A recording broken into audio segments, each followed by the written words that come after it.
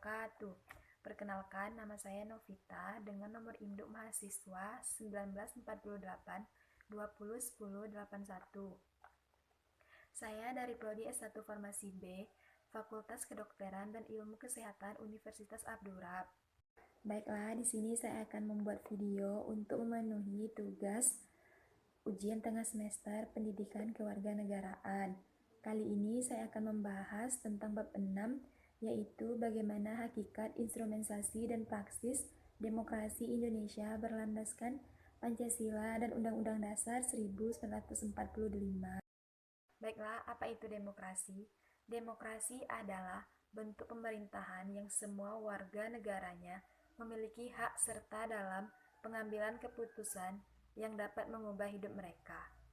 Demokrasi mencakup kondisi sosial, ekonomi, dan budaya memungkinkan adanya praktik kebebasan berpolitik secara bebas dan setara.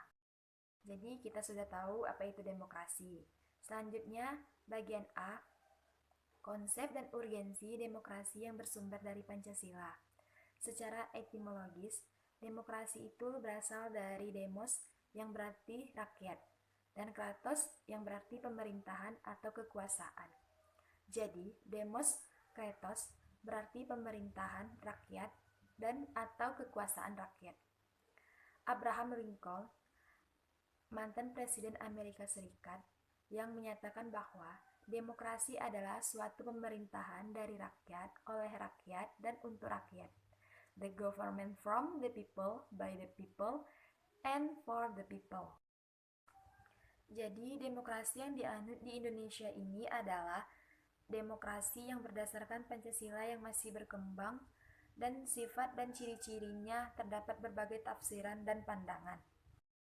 Bagian B, diberlakukannya demokrasi yang bersumber dari Pancasila, yaitu terjadinya krisis partisipasi yang disebabkan karena tidak adanya peluang untuk berpartisipasi atau keterbatasan kemampuan untuk berpartisipasi dalam politik. Secara lain, spesifiknya penyebab rendahnya partisipasi politik itu adalah yang pertama, pendidikan yang rendah, sehingga menyebabkan rakyat kurang aktif dalam melaksanakan partisipasi politik. Yang kedua, yaitu tingkat ekonomi rakyat yang rendah.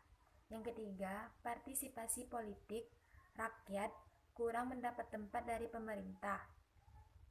Munculnya penguasa di dalam demokrasi ditandai oleh menjamurnya dinasti politik yang menguasai segala segi kehidupan masyarakat, seperti pemerintahan, lembaga perwakilan, bisnis, peradilan, dan lain sebagainya. Adapun perihal demokrasi, membuang kedaulatan rakyat terjadi akibat adanya kenyataan yang memprihatinkan, bahwa setelah tumbangnya struktur kekuasaan otokrasi, ternyata bukan demokrasi yang kita peroleh, melainkan oligarki di mana kekuasaan berpusat pada sekelompok kecil elit, sementara sebagai rakyat tetap jauh dari sumber-sumber kekuasaan seperti wewenang, uang, hukum, informasi, pendidikan, dan sebagainya. Bagian C, sumber historis, sosiologis, dan politik tentang demokrasi yang bersumber dari Pancasila. Setidaknya ada 3 sumber yang menghidupkan cita-cita demokrasi dalam kalbu bangsa Indonesia. Yang pertama, tradisi kolektivisme dari permusyawaratan desa. Yang kedua, ajaran Islam yang menuntut ilahi dalam masyarakat serta persaudaraan antar manusia sebagai makhluk Tuhan. Yang ketiga, paham sosialis barat yang menarik perhatian para pemimpin pergerakan kebangsaan karena dasar-dasar peri kemanusiaan yang dibelanya dan menjadi tujuan. Bagian D, esensi dan urgensi demokrasi Pancasila.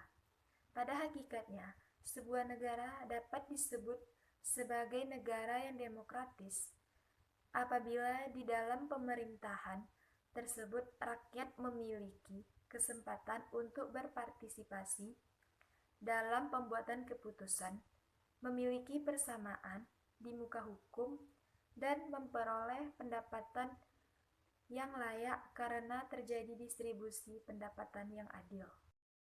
Baiklah, sekian yang dapat saya sampaikan. Jika ada kesalahan, mohon dimaafkan. Wassalamualaikum warahmatullahi wabarakatuh.